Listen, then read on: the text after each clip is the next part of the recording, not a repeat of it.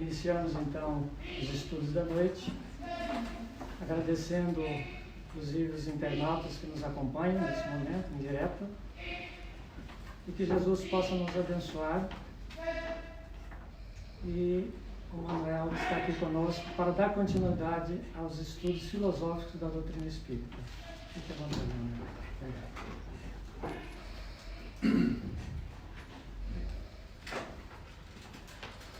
Meus irmãos, boa noite.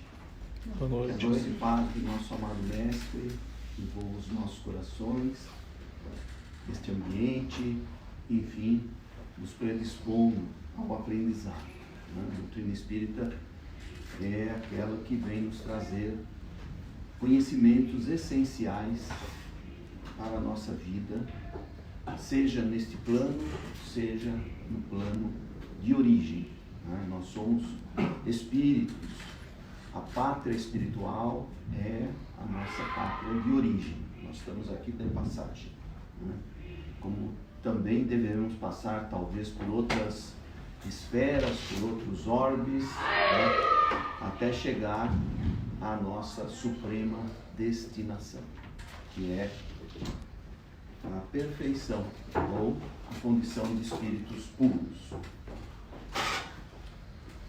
A doutrina espírita veio em cumprimento a uma promessa de Jesus, quando ele disse que iria voltar para o Pai e pedir a ele que enviasse um Consolador, o Espírito de verdade, que viria para relembrar as coisas que ele falou na sua maior pureza, porque sabia que ao longo do tempo haveriam alguns desvios, alguns conceitos seriam mal interpretados, porque o homem não tinha conhecimento e as religiões, conforme os seus próprios princípios, as suas estruturas, se ocuparam daquilo que ele ensinou, da forma como as religiões entenderam. Até hoje é assim. O Espiritismo vem resgatar a pureza doutrinária de Jesus. Por isso é chamada o cristianismo redivivo. Não confundir com revivido, que é outra coisa. Redivivo quer dizer restaurado na sua pureza. E aí então vem, no século XIX, a pleiade do Espírito de verdade, com ele à frente. Isso é uma coisa que nós queremos inclusive tratar na nossa próxima reunião. O Espírito de verdade. O que é o Espírito de verdade? Ou quem é o Espírito de verdade? Como entender essa expressão?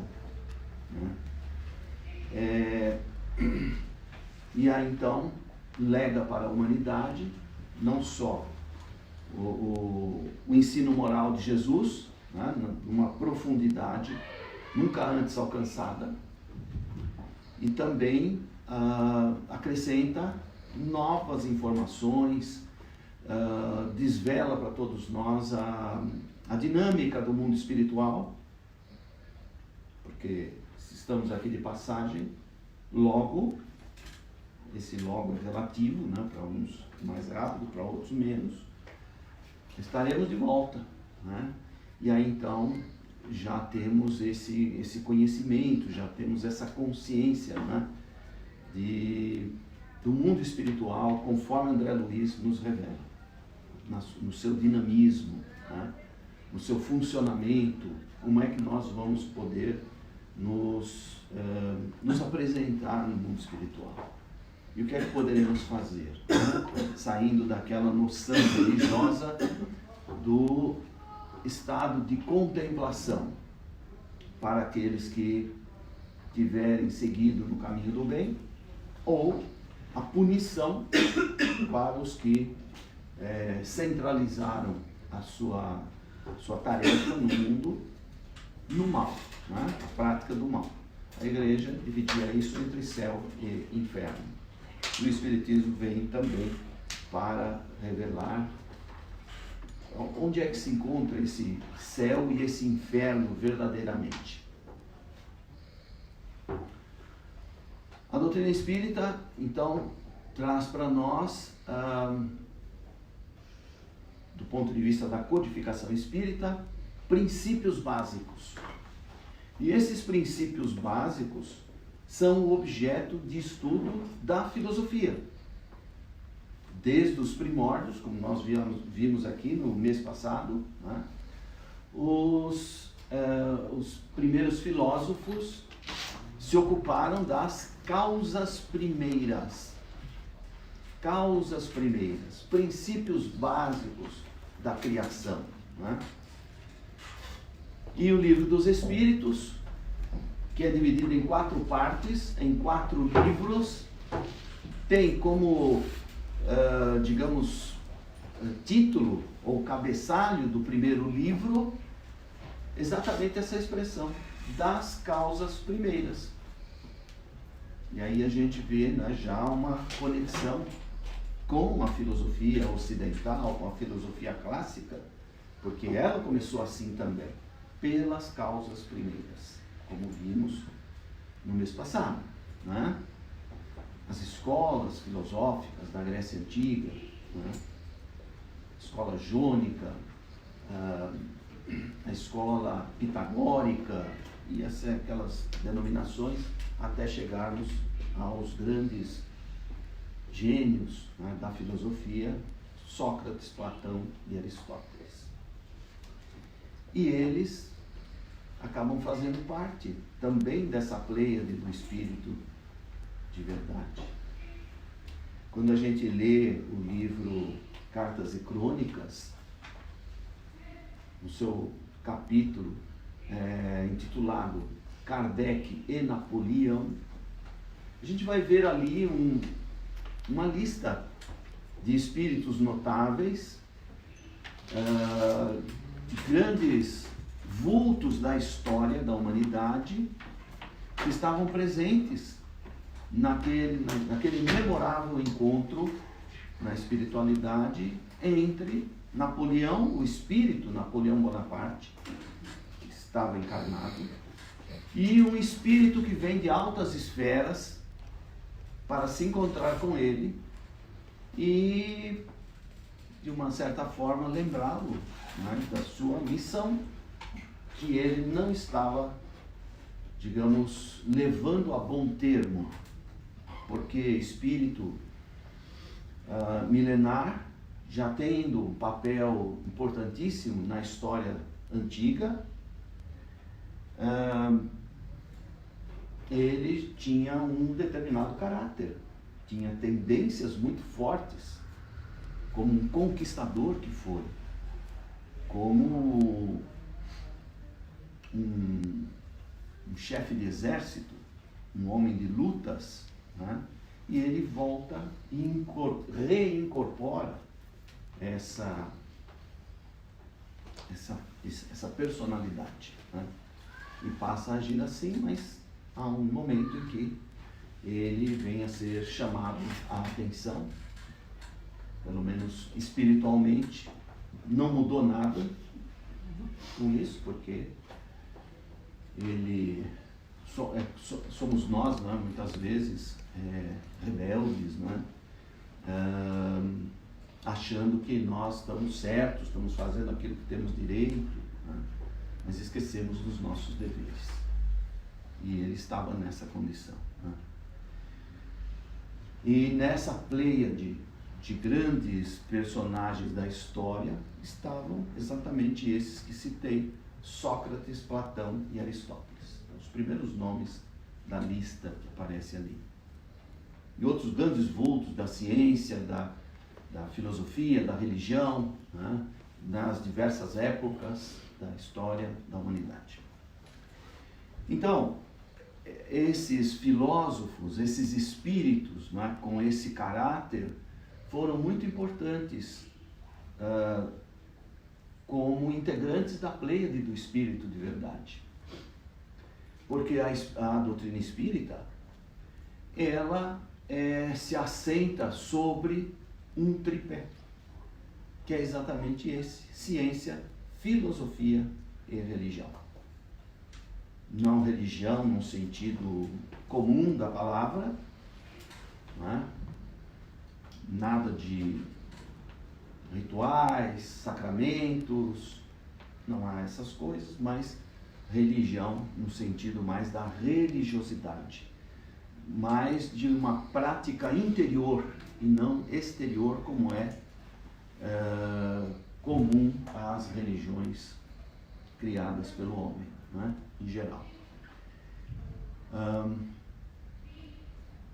Portanto, ciência, filosofia e religião, em primeiro lugar, caracterizam e fundamentam o Espiritismo. E nós vamos falar, então, estamos desde o mês passado falando de filosofia, é essa parte que importa. Claro que quando nós falamos de filosofia, no estudo da filosofia espírita, na abordagem filosófica da doutrina, nós tocamos também os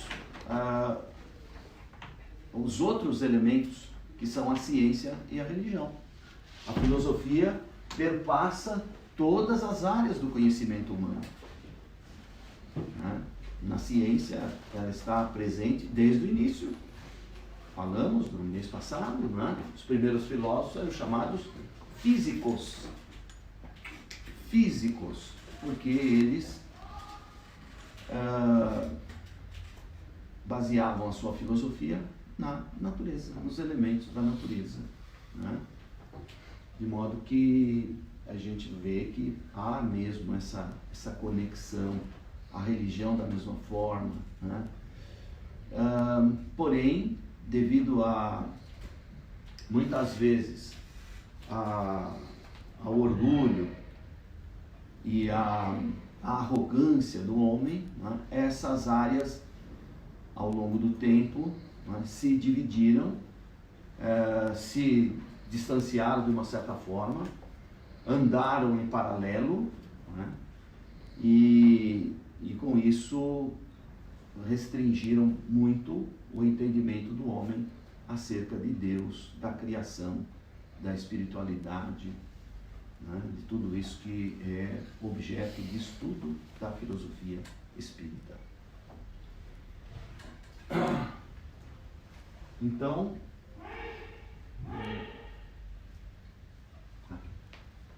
Kardec, né? Este é outro grande filósofo espírita, todos conhecem? Uma figura notável.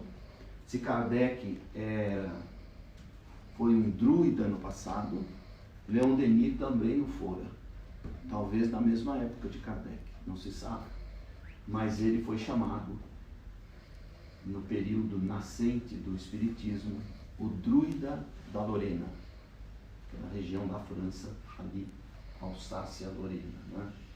Ele nasceu ali, naquela área. E a obra dele é uma obra magnífica, mais de cunho filosófico do que científico, embora ele o tenha também, né? Quem leu e estudou No Invisível, aquele livro vamos dizer assim, é um estudo da mediunidade, né? Como o livro dos médiuns. E ele também aborda, evidentemente, os temas religiosos, né?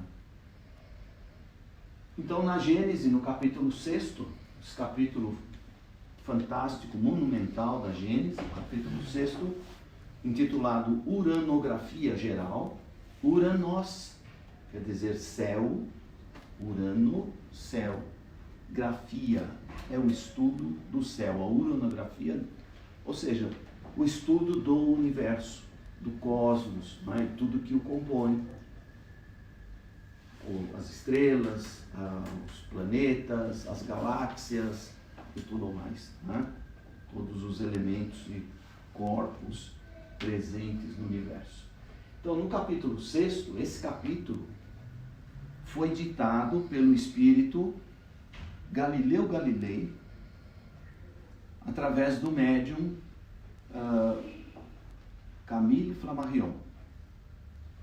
Há quem sustente hoje em dia que, na verdade, Camille Flammarion, um dos gênios, né, um dos clássicos da literatura espírita nascente, era o próprio Galileu Galilei reencarnado. Portanto, ele não disse que tudo aquilo que ele escreveu foi muito mais por intuição, né, do que por comunicação mediúnica, se é assim, né? Se ele era o próprio Galileu, e a mensagem do capítulo todo, um capítulo longo, belíssimo, assina como Galileu Galilei, né? Mas seria ele mesmo. Existe um outro livro, né, na literatura espírita, notável, que tem mais ou menos essa feição, que é um livro de Hermínio Miranda, chamado Eu Sou Camille Desmoulins. O Camille Desmoulins foi um grande jornalista da época da Revolução Francesa, guilhotinado e tudo mais, e quando o Hermínio Miranda estava fazendo uma regressão de memória, que ele fazia isso, ele conhecia a técnica, né, com um jornalista do Rio de Janeiro, chamado Luciano dos Anjos, de repente, né, naquela regressão de memória, o Luciano começa a falar da Revolução Francesa, descrever quadros, né, situações vividas, falar daqueles grandes personagens. E no início, né, pensou-se que era um espírito, estava falando através do Luciano dos Anjos. No correr da terapia, né, o Hermínio Miranda descobriu que o Camille Desmoulins era o Luciano dos Anjos. Ou seja, o Luciano dos Anjos era o Camille Desmoulins reencarnado.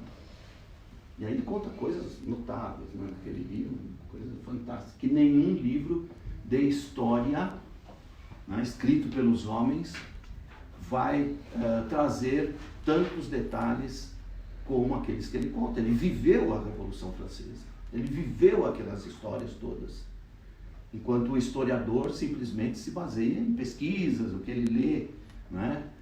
Se não é o historiador da época, e mesmo o historiador da época, se ele é só um historiador, um cientista, não é? Estuda os fatos e conta aquela história, mas só quem viveu na pele, né, o evento é capaz de dar detalhes minuciosos, né, pessoais daquilo que ele viu, sentiu e sofreu. Então é mais ou menos isso, né?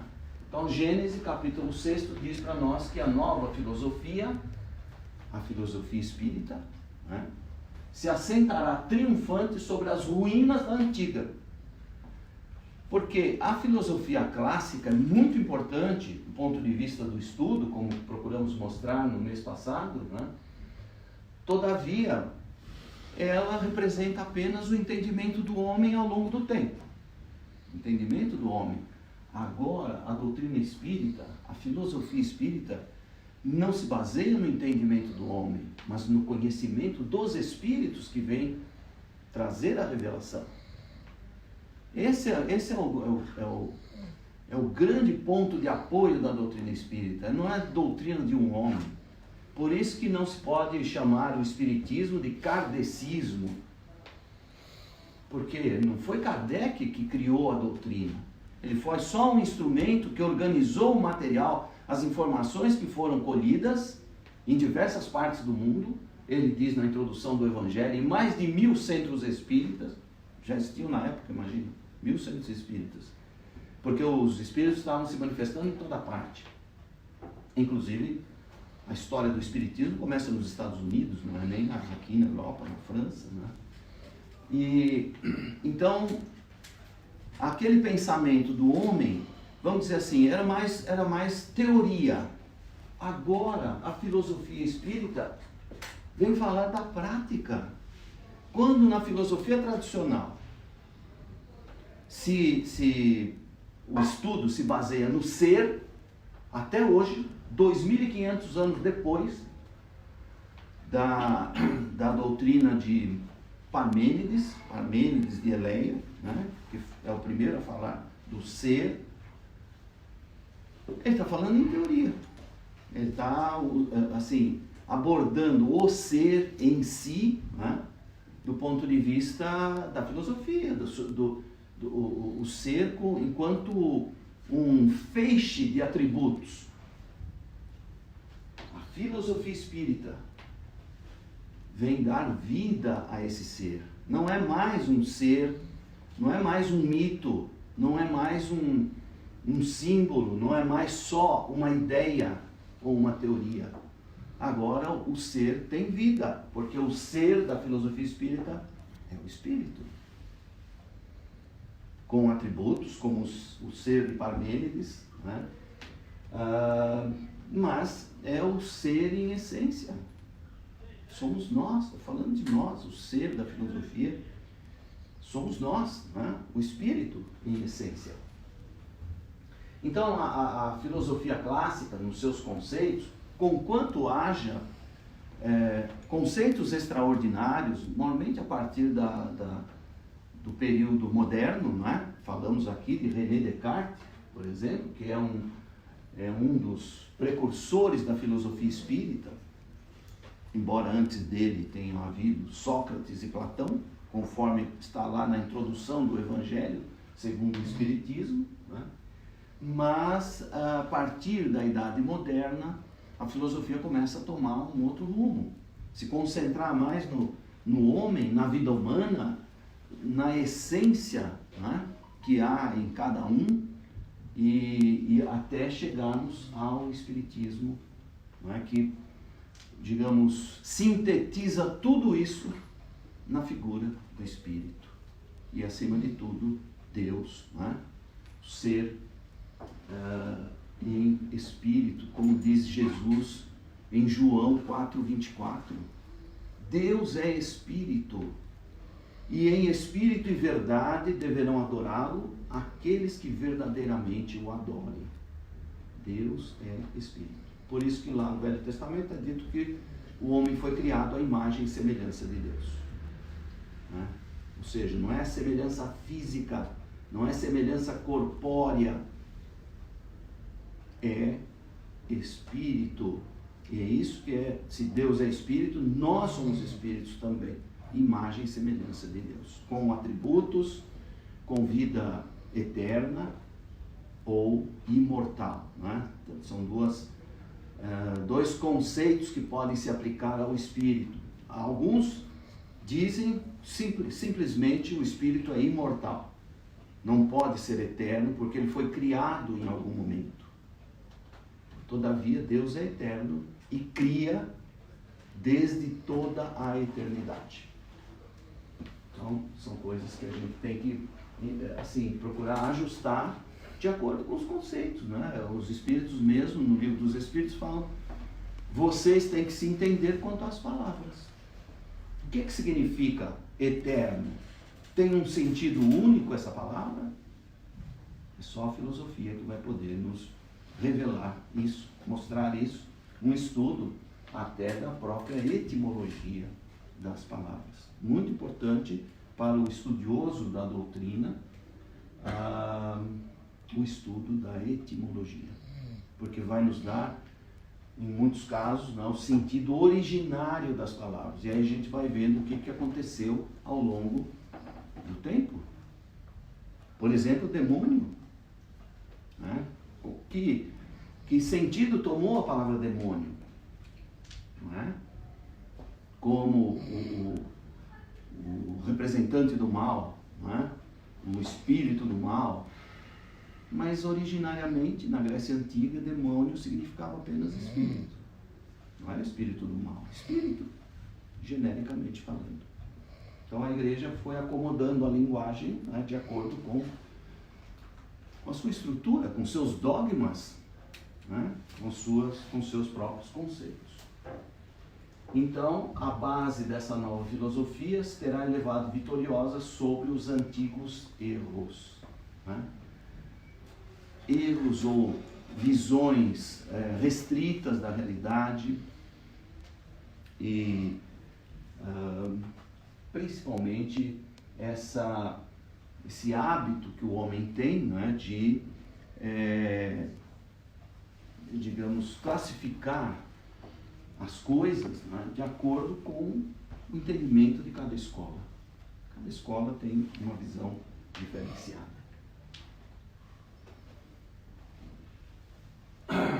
Kardec, na conclusão número 6 do Livro dos Espíritos. O livro é feito de 4 partes. Tem primeiro a introdução, prolegômenos, depois começam, né, os livros. Livro 1, livro 2, livro 3 e livro 4. Assim que é dividido o Livro dos Espíritos. Passado o livro 4, pergunta 1019, né, em alguns livros, 1018, 1019. Aí tem as conclusões. E na conclusão número 6, os Espíritos disseram isso aqui. Seria fazer uma ideia bem falsa do Espiritismo acreditar que a sua força decorre da prática das manifestações materiais e que, portanto, entravando-se essas manifestações, pode-se minar-lhe as bases. Sua força está na sua filosofia, no apelo que faz à razão e ao bom senso. O nosso codificador sempre apelava para passarmos tudo pelo filtro da razão. Não aceitar as coisas como elas vêm, mas passar pelo filtro da razão. Né? Refletir, raciocinar, buscar a lógica das coisas. Mas buscar a lógica no conjunto da obra. Né? Porque tem pessoas, já vi isso, pessoas de muita cultura, inteligência e tudo mais, pegam uma resposta do Livro dos Espíritos e monta toda uma teoria em cima daquela resposta. Falsa, teoria falsa. Eu já vi isso. Mas é assim, né? A gente vai aprendendo, né? Felizes aqueles que mudam os seus conceitos, o seu entendimento, né? Quando veem que se equivocaram. Então, muitos pensam no Espiritismo em relação às comunicações dos Espíritos, os fenômenos, né? Manifestações materiais, fenômenos, materialização, psicofonia, psicografia, né? Pessoas que vêm ao centro espírita pela mera curiosidade, né? Ou então para tomar um passe, né? Onde estão os espíritos trabalhando, os médiuns são só os instrumentos. Então, muitas pessoas, por quê? Porque nem todo mundo, né, se dispõe a estudar, a ler as obras, né? Vou lá no centro espírita tomar um passe, pronto, toma um passe, sai bem, né? Sai aliviado, sai tranquilo e se dá por satisfeito. Isso basta para muitos que frequentam o meio espírita. Fui diretor de curso na Federação Espírita do Estado de São Paulo durante 9 anos, curso preparatório, que era o curso de entrada, né, na área de ensino da Federação, saúde. E durante 9 anos passaram por mim. Passaram literalmente, porque eu ia visitar todas as classes, em todos os dias de aula, desde do primeiro dia de aula. Mais de 30 mil pessoas. 3.000 e tantas por ano. No começo, ficavam no curso, passavam para o segundo ano, para o curso básico, 60% dos alunos. Quando eu saí da federação, 9 anos depois, já eram menos de 50% os que ficavam nos cursos. Então a gente ia, via, não é? Achava que não era aquilo que a pessoa queria. Muitos talvez entrassem nos cursos esperando ver fenômeno na sala de aula. Não é o estudo, a escola não é para isso, né? Não sei, a escola mediúnica, que é diferente, né? Mas ali tudo está sob controle, né? Faz parte da prática mediúnica, mas na escola em geral, no estudo da doutrina, não é para ver fenômeno, é exatamente para estudar, conhecer, conhecendo-se, né? Essa é a finalidade do conhecimento espírita. Então, Espiritismo não é isso, por isso que tem pessoas que ao invés do Espiritismo preferem, por exemplo, as práticas do sincretismo afro-brasileiro, porque ali é puro fenômeno. Hoje em dia já sei que existem alguns que já estão iniciando estudos, né? Inclusive os livros da codificação. Conheço em São Paulo, né, uma entidade chamada Tenda Kardecista de Umbanda. Então, quer dizer, já estão se aproximando, né? Aqui não é mais para chamar atenção, quem sabe, né, tem estudo lá, escola. Então, na doutrina espírita, essas manifestações têm um caráter secundário. Foram fundamentais para o início, porque era isso que estava acontecendo em Paris, na época de Kardec, quando ele ainda era um professor, um pedagogo. Foi chamado a atenção para o fenômeno das mesas girantes, né, ou mesas dançantes, e ele começou a frequentar reuniões, né, começou a ficar intrigado com aquilo, né? Enquanto os outros se divertiam, era um aspecto, né, de diversão. Havia aquele costume, né, de convidar os amigos, as amigas, né, para um chá da tarde, né, e durante o chá, aquela reunião de senhoras da sociedade e tal, ocorriam as manifestações, né? Foi assim que tudo começou. E quando Hippolyte Léon Denisard Rivail, um grande pedagogo, já havia escrito mais de 30 livros, né, de pedagogia, de educação, matemática e tudo mais, quando ele começa a frequentar as reuniões, ele percebe que há algo mais ali, né? Não pode ser só um fenômeno. Aquelas mesas começavam a ser usadas, né, para se obter respostas. Como assim? Como é que uma mesa pode, né, raciocinar? Então ele até dizia, se você me provar que a mesa tem um cérebro, que ela pensa, né, que ela é capaz de dar essas respostas inteligentes, eu vou acreditar. Você tem que me provar. Mas ele, como um cientista, a sua formação, né, pedagógica na escola de Pestalozzi, ele começou a observar por ele mesmo, né, com um caráter sério, né, de um estudioso, de um pesquisador, e acaba descobrindo então a presença dos espíritos por trás dos fenômenos. Ele que encarnara com a missão de codificar o espiritismo, né? Ali ele se descobre na sua verdadeira missão. Então, a força do espiritismo não está nos fenômenos, como muitos pensam, e sim na sua filosofia, no conhecimento que o espiritismo proporciona àqueles que estudam a doutrina. Lembremos-nos que Aristóteles disse que o homem tem por natureza o desejo de saber. Então, os espíritos vêm trazer esse saber, esse conhecimento, essa revelação, que uma vez aproximada da primeira revelação de Moisés, da segunda de Jesus, não é? Permite reconhecer ali um elo de ligação entre as três.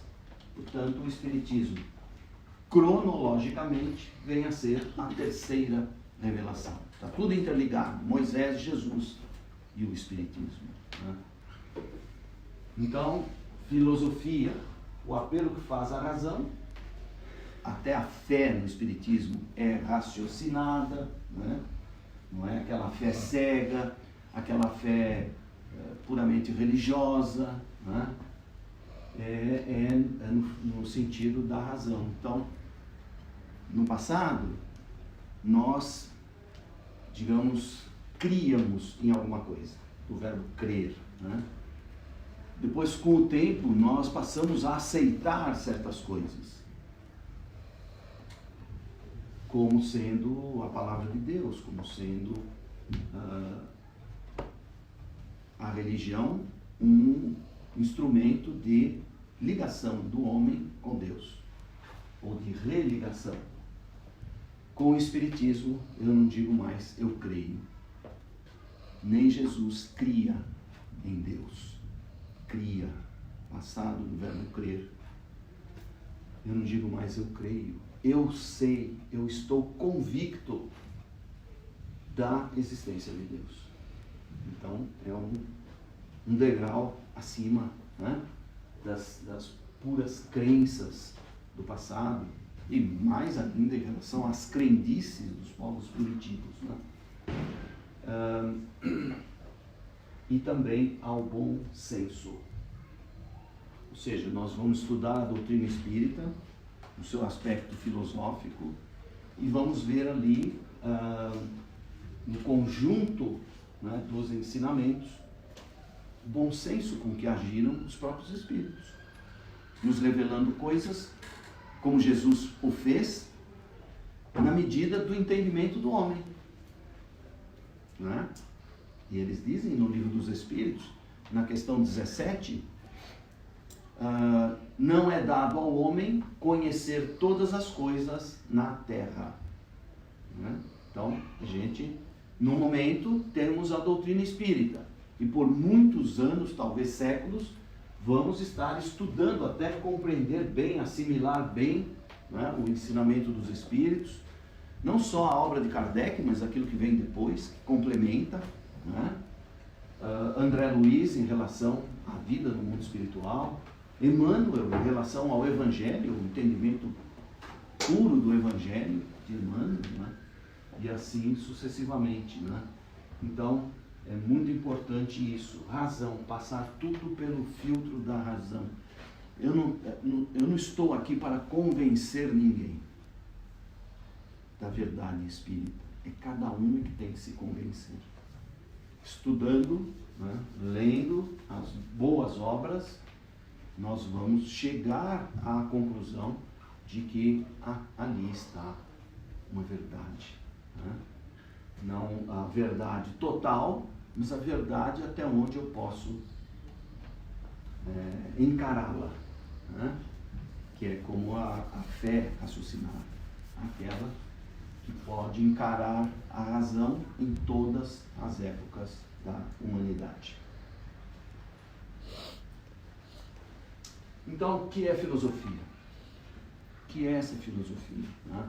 Muita gente, quando ouve falar de filosofia, acha que isso é coisa assim, difícil, né? Filosofia é uma coisa difícil, uma coisa que é para poucos, né? Não. Nós vivemos filosofando o tempo inteiro, na verdade, né? Por quê? Filosofia é pensamento, é raciocínio, né? É amor ao saber. Filo, amor, sófia, né? Saber. O amor ao saber leva à sabedoria. A sabedoria consiste, né, no bom uso do saber. E nós já trazemos muito saber do passado. Nossa bagagem cultural, espiritual, já é muito grande, né? Nós é que muitas vezes não usamos todo o potencial que temos. Mas Jesus disse: se tiverdes vontade, se crerdes em mim, fareis o que eu faço e muito mais.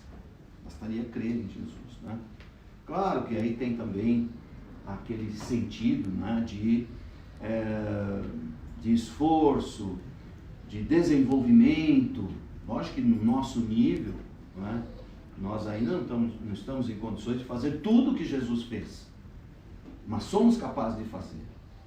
Trazemos em nós essa possibilidade, essa potencialidade, né, que desabrochará ao longo do tempo, na medida em que nos elevarmos moralmente. Essa é a questão, né? A parte moral é que é mais importante. Então, o que é filosofia? Filosofia é conhecimento do universo ou de tudo quanto há. Isso é um conceito de um grande filósofo espanhol chamado José Ortega y Gasset, dos mais brilhantes professores de filosofia, que viveu na primeira metade do século, morreu, aliás, na primeira metade do século passado, né? Foi professor, era professor na Espanha, né? Em Madrid, depois ele foi por outros caminhos por causa da perseguição, né? Do franquismo, ditadura espanhola. Então, todo intelectual, todo aquele que procura abrir, né, a mente dos seus alunos, dos discípulos, nesses regimes, geralmente é perseguido, né? Então, ele montou um curso, ele mesmo, e as aulas, né, foram juntadas num livro que tem como título Que é Filosofia? É uma das obras mais lindas e magníficas de filosofia, de uma verdadeira filosofia, de um verdadeiro filosofar que eu conheço, depois de Meditações da Filosofia Primeira, de René Descartes, que eu mostrei no mês passado. Filosofia é conhecimento do universo, de toda a criação, né? O sentido da criação, o universo, de tudo quanto há. Ele frisa bem esse aspecto, Ortega y Gasset. De tudo quanto há é diferente de dizer de tudo quanto existe. Porque a existência é campo de manifestação das coisas. Nós estamos aqui numa existência carnal, numa existência humana. Estamos aqui num campo da manifestação espiritual através da matéria. Agora, o que há é aquilo que ainda não se manifesta. É tudo o que se manifesta e o que não. O que eu já sei, o que está, vamos dizer assim, no perímetro do meu conhecimento, e o que está fora do conhecimento do próprio homem, do ser humano, da ciência. Né? A ciência vive buscando conhecimentos, pesquisando o cosmos, né? Tentando descobrir outros mundos habitados, como é que funciona o buraco negro, o que é aquilo, né? Para onde vai a matéria daqueles corpos celestes que são atraídos para o interior do buraco negro. Quer dizer, são mistérios da ciência, né? Então, o que eu conheço já, o que eu já sei, o que eu já tomei conhecimento, né, é algo que existe. Mas o conhecimento do universo vai muito além disso. E nós sabemos que há muito mais coisas. Como dizia Shakespeare, né, há mais coisas entre a terra e o céu do que pode imaginar a vossa vã filosofia. Porque a gente filosofa com base naquilo que a gente conhece, né? Então, os espíritos disseram mesmo que o conhecimento para nós neste mundo, que é uma escola, né, é limitado. Chega num determinado ponto, na medida que você assimilou todo esse conhecimento, você está habilitado a ingressar numa escola superior. Outro mundo, outra cultura, outros conhecimentos, né? A filosofia, então, é o esforço intelectual por excelência, né? Esse esforço de entender e compreender as coisas, de conhecer, de saber, né? Esmiuçar, pesquisar. Às vezes, você estudar só uma palavra, às vezes, já te abre um mundo, né, de conceitos, de informações das mais variadas categorias, né? Científica, histórica, filosófica, né, artística e por aí vai, né? Então, esforço intelectual, porque é o pensamento, a filosofia é o pensamento debruçado sobre ele mesmo. É o pensar o já pensado, é repensar, portanto, né? A filosofia, enfim, é um enorme apetite de transcendência e uma resoluta vontade de clareza. Veja, apetite de transcendência. Ir além, né, do humano. transcendência. Quem é que transcende? É o espírito, né? O ser humano é aquele ser limitado, restrito ali. O mundo transcendente é o mundo espiritual, né? O universo, a criação de Deus. Nós estamos num mundo relativo, né? Limitado. Então, a filosofia é que nos ajuda a ir além. Eu não posso ir a Júpiter, mas através do estudo, da filosofia, das informações que eu tenho, né? Eu vou a Júpiter, sem ir. Pelo pensamento, pelo raciocínio, né? Pelo conhecimento que tenho, já posso fazer até uma certa descrição de Júpiter. Aliás, na Revista Espírita de 1858, naquele volume, nas primeiras edições, que a Revista Espírita era uma revista mensal, né? Kardec escrevia ou editava aquilo mensalmente. E depois foi feito um volume para cada ano, com 12 edições, com 12 volumes, né? Um volume para cada mês. Então, no ano de 1858, que foi o ano em que a Revista Espírita foi lançada, né, em janeiro de 1858, Kardec lança a revista, que era assim uma espécie de laboratório na revista. Laboratório, onde ele colocava aquilo que era mais interessante que ele recebia, de informações, de artigos, coisas que aconteciam em outros lugares, né, fenômenos. Analisava até obras de outros autores, inclusive obras que nem eram espíritas, porque na época não. Ainda o espiritismo estava mal começando, né? Em 1858 só existia a primeira edição do Livro dos Espíritos, que foi mais que dobrada na segunda edição de 1860. Então Kardec, na Revista Espírita, nos primeiros meses, se eu não me engano, março ou abril, ele coloca ali comunicações do espírito Mozart, o grande compositor, né, Mozart.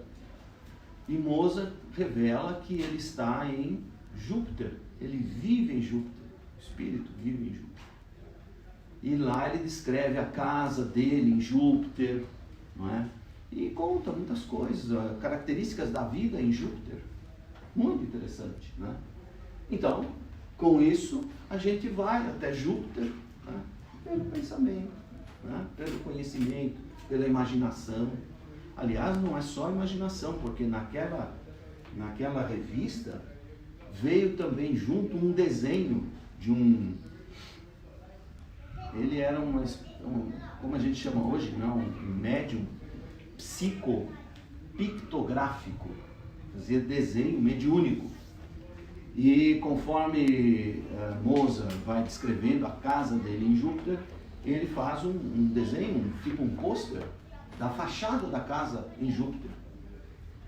A gente tem isso, quem compra a Revista Espírita, não sei se as edições atuais, mas as primeiras que eram da Edicel, né, traziam esse mapa, esse desenho. Hoje a Revista Espírita é editada pela FEB. Não sei se a FEB mantém essa tradição, né? E dá esse presente para aqueles que compram a revista. O desenho da fachada da casa de Mozart em Júpiter. E é interessante que tem uma cerca, não é? Um muro, mas com aqueles apliques de ferro, né? Ferro para nós, e ali estão desenhados vários, vamos dizer assim, vários elementos de uma pauta musical. A clave de sol e outras coisitas más. Né? Casa de Júpiter, casa de Mozart. E ele fala lá também do, como é que ele chamava? Tinha aquele homem que era muito invejoso, né? E que ficou terrivelmente, assim, não só com ciúmes, né? Mas ele procurava boicotar o Mozart, né? Eu não me lembro o nome, eu sei que é com S, não me lembro exatamente o nome. Já eu me lembro. E ele faz parte, né, da história do Mozart na Terra, muito interessante. E o Mozart diz que a casa dele, né, era vizinha, era ali perto. Coitado do Mozart, não conseguiu se libertar do obsessor, né, nem lá em Juca. Platão dizia que a filosofia é um silencioso diálogo da alma consigo mesma em torno do ser. A alma consigo mesma é a reflexão, né? É o pensar, é o raciocinar em termos de conceitos, né? Ideias, palavras, né? Das obras dos grandes filósofos, né? Um diálogo da alma consigo mesmo, silencioso. Você está lá à noite na sua casa, né? Para quem não chega cansado em casa, né? Dá um tempinho para uma filosofiazinha, né?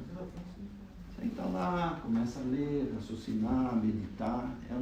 É um diálogo interior. Você não tem ninguém ali junto, né? Geralmente não tem, né? Nem todo mundo gosta da filosofia.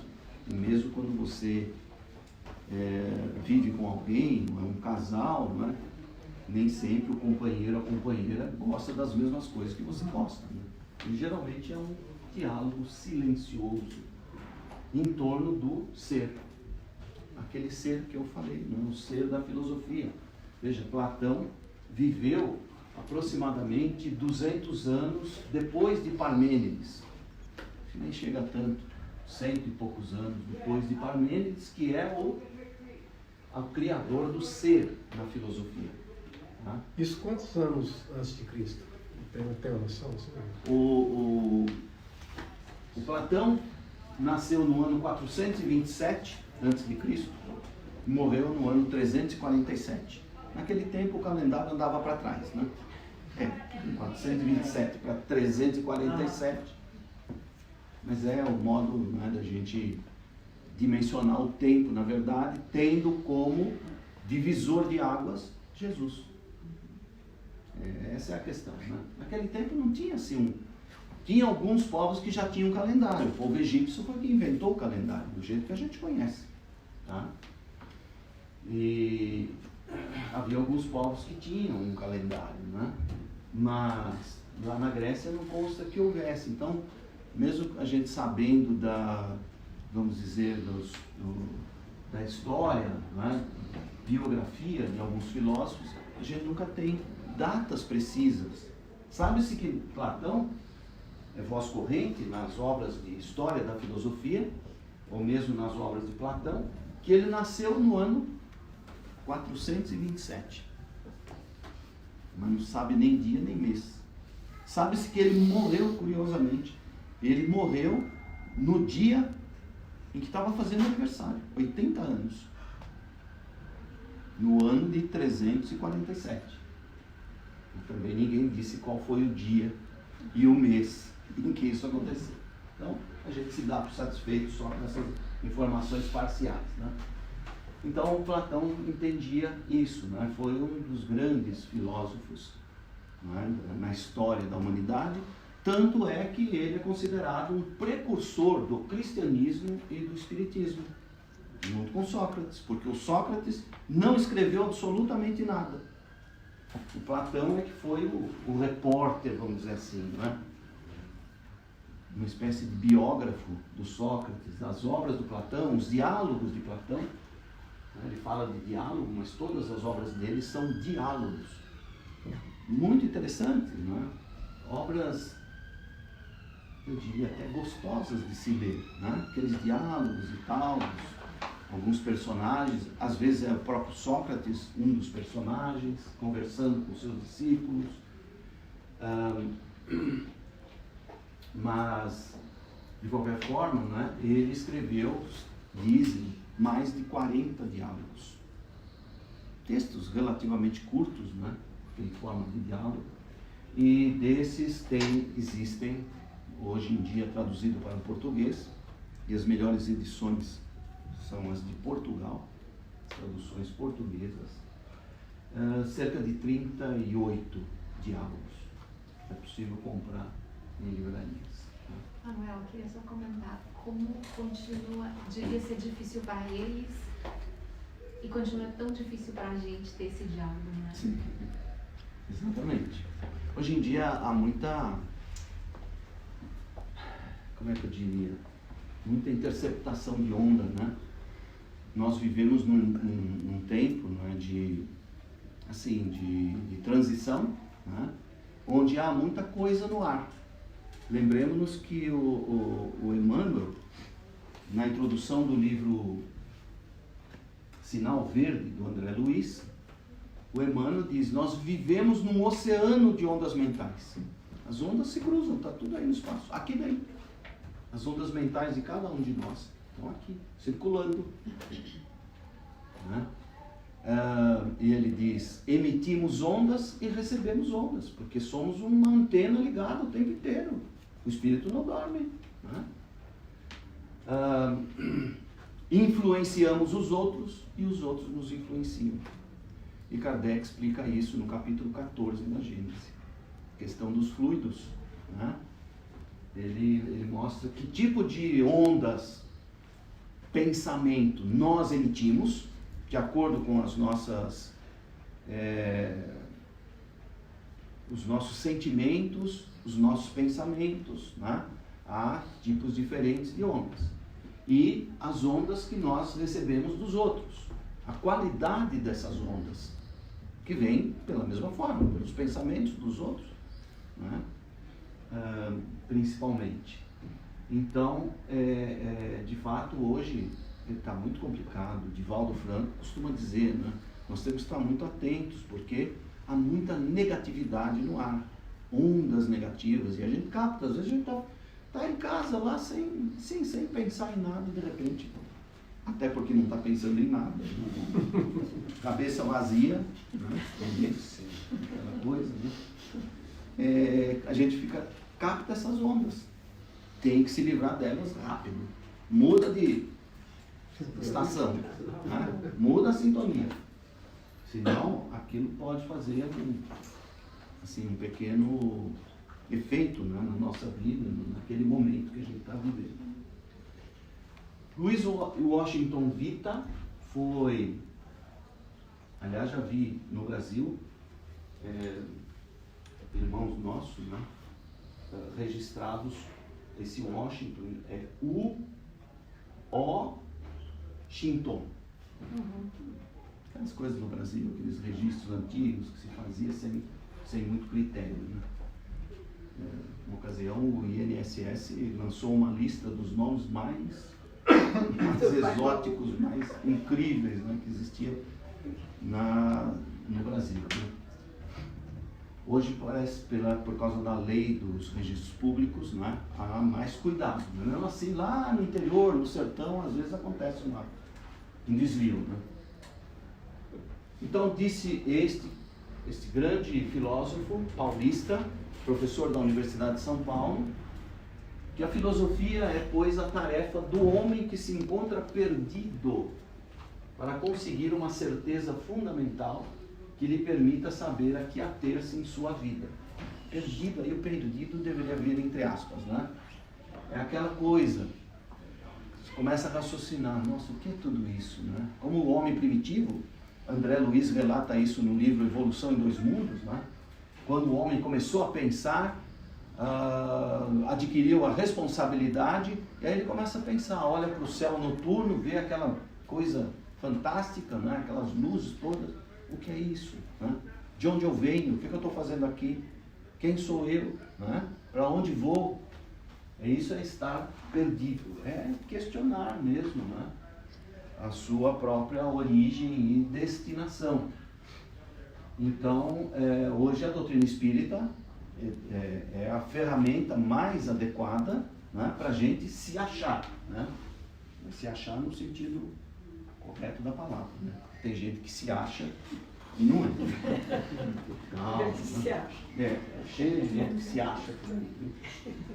Então, a doutrina espírita nos traz esses conceitos, essas informações do mundo espiritual, A filosofia espírita, não é? Nos permite ter uma noção mais exata da realidade existencial.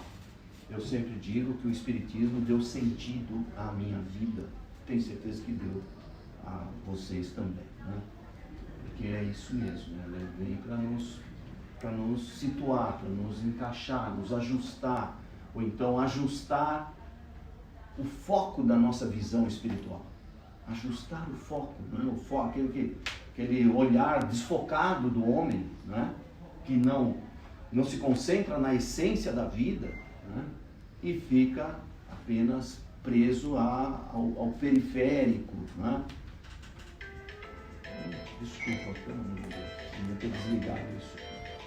Desculpa.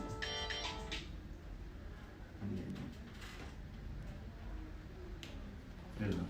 Sei que isso é uma falha, o expositor nunca deveria deixar. Foi uma distração. Então, nós temos a doutrina espírita, não é? Como um roteiro para compreendermos o sentido da vida e da nossa vida, principalmente. Quem somos, o que é que nós trazemos, o que é que nós viemos fazer aqui no mundo, não é? A doutrina espírita revela. Tem aquelas pessoas que dizem, esse mundo é um vale de lágrimas, né? Todo mundo vem aqui para sofrer. Uma visão tosca, né, da realidade, completamente descolada, né? Completamente. Então, o Espiritismo vem mostrar o quê? Todos vieram para se melhorar, né?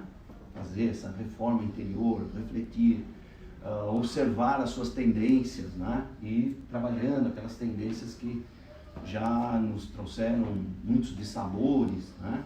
Vamos mudar isso, reforma íntima, né? Reflexão,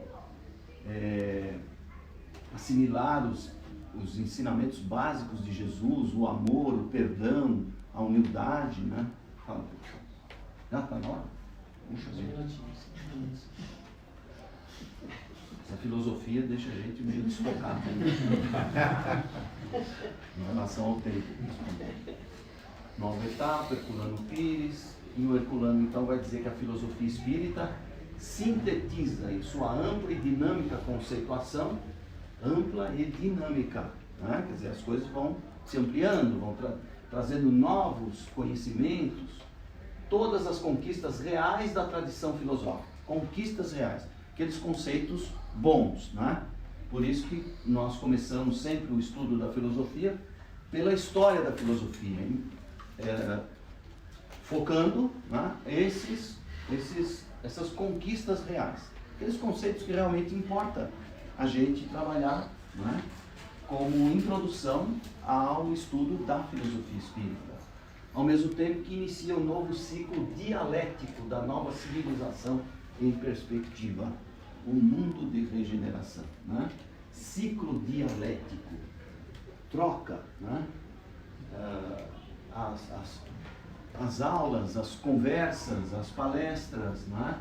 O diálogo também da alma consigo mesmo, né? Isso é importante.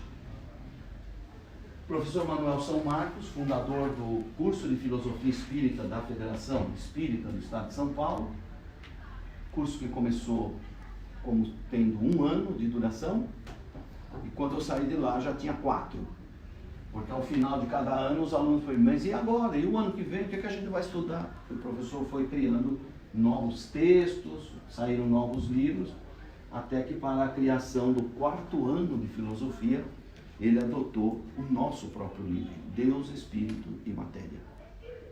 E pôs a gente para dar aula, né? Vai explicar, você que escreveu o livro agora vai explicar para os alunos o que está ali. Foi uma felicidade, né? Foi um privilégio. A filosofia espírita, então, tem sua base na concreção fenomênica, ou seja, os fenômenos, né, que aconteceram, que deram motivo ao estudo de Kardec, e daí se lança amparada nessa certeza no infinito acontecer da realidade universal.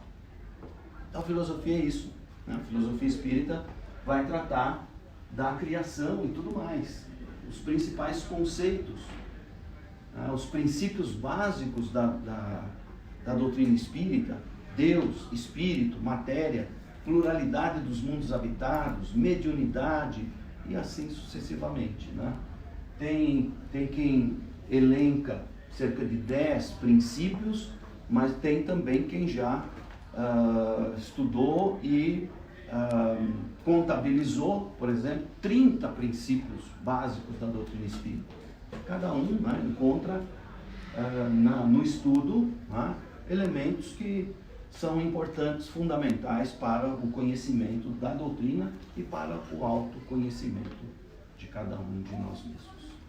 Então, com isso, fico aqui, né, com essa ideia e no próximo mês vamos falar um pouco do espírito de verdade, né? Isso é um tema que já desenvolvemos em curso de filosofia na nossa casa e que traz informações interessantíssimas do ponto de vista das nossas reflexões e dos nossos estudos. Muita paz a todos. Obrigada.